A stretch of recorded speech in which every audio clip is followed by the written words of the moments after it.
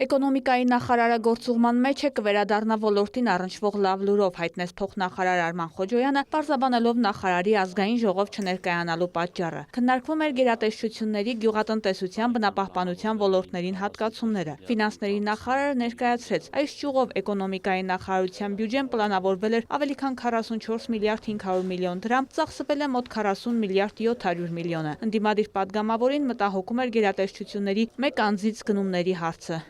Ինչ է նշանակում գնումների մեծամասնություն իրականացվել է հրատապ կամ մեկ աղբյուր ուղիղ պայմանագիր կնքելով։ Գնումները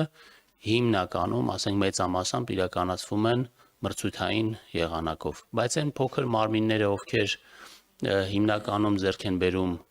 կենցաղային պարագաներ եւ բնականon իրանց գործունեության համար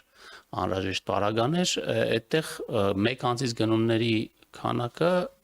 տոկոսային հարաբերությամբ մի փոքր ավել է լինում։ 2024-ին գյուղատնտեսության ոլորտի համախառն արտադրանքը կազմել է մոտ 958,8 միլիարդ դրամ, նախորդ տարվա նկատմամբ աճել է 1,6%-ով։ Արման Ղազարյանը դարձյալ դժգոհ էր։ Եթե աճը ծաղիկի ու կոնյակի արտահանման հաշվին է, ապա դա չի կարող աճ համարվել։ Փոխնախարարը այլ ցուցանիշներ ներկայացրեց։ 2024-ին արտահանվել է 144,540 տոննա միրգ բանջարեղեն նախորդ տարվա 133,300 տոննայի փոխարեն։ Չհերքեց, աճել է նաև ծաղկի արտահանման ցուցանիշը։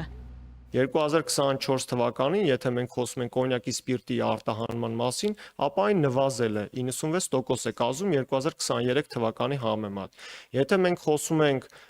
շշալցված կոնյակի արտահանման մասին, ապա այն աճել է, 6% է կազմում, քանակական առումով եմ ես ասում։ Իսկ ընդհանուր առմամբ ագրոպարենային ապրանքների բոլոր կատեգորիաներով, բացի չրի արտադրությունից, գրեթե բոլոր կատեգորիաներով աճ է նկատվել։ Կարտոֆիլի մշակումը չկա, կաղամբի մշակումը չկա, արվույտի մնացածը չկա։ Սրա մասին է, չիրը թանկացել է, մարդուն զոլակարծու չիրի գործը ինչ հետաքրքրում իրան, հետաքրքրում է իր տեղի ապրանքի խնդիրը։ 2024 թվական 337,000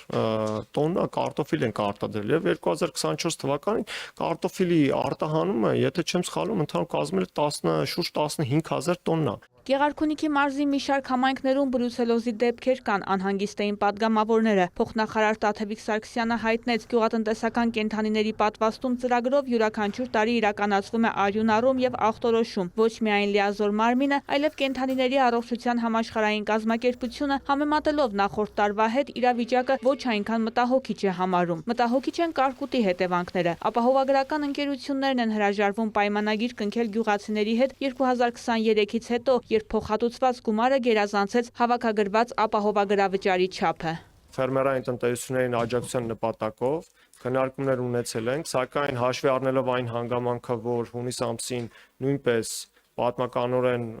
բավականին ռիսկային է կարգտահարության առումով, մենք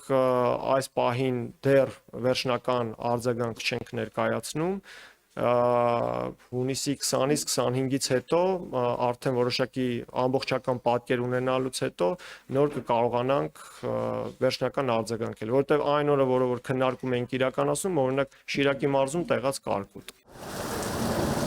Մինչ այս պահը կատարված հաշվարկներով կարկուտը 20-ից 100%-ով վնասել է մոտ 8740 հեկտար տարածք։ Շրջակա միջավայրի նախարարության կատարողականն առանց դրամաշնորհների կազմել է 91%, ներկայացրեց Հակոբ Սիմիդյանը։ Սյունիքի Շիկահողի արգելոցի տարածքում ադրբեջանական զինված ուժերը ինժեներական աշխատանքների ընթացքում ծառահատումներ են կատարում։ Արդյոք այդ պայմաններում հնարավոր լինում է անտառսպասարկման աշխատանքներ կատարել։ Հետաքրքրվեց կառավարող խմբակցությունից Դավիթ Դանիելյանը։ Միջազգային հարթակներում մեր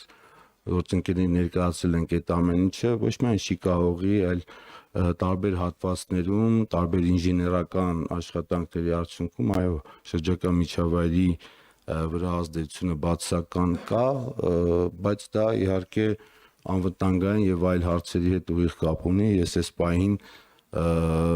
վերականգնելու կամ այլ միջոցառումների մասին հստակ բան չեմ կարող ասել։ Կատարվել է 337 հեկտար անտառ տնկում, վերջին 4 տարում, ներառյալ 2025-ը տնկվել է 3,2 միլիոն ծառ։ Որպես անցած տարվա կարևոր ձեռքբերում նախարարը նշեց օդի մոնիտորինգի 2 ավտոմատ կայանի ձեռքբերումը։ Միջազգային գործընկերների հետ քննարկվում է ևս 3-ի ձեռքբերման գործընթացը։ Հայաստանում նման 14 կայանի անհրաժեշտություն կա։ Նախարարը խոսեց նաև Երևանում փոշու քանակի նվազեցման մասին։ օրենքով կսահմանենք սարքեր, որոնք կօգնեն փոշու նստեցման այդ process-ը շինհրապարակներում իրականացնել։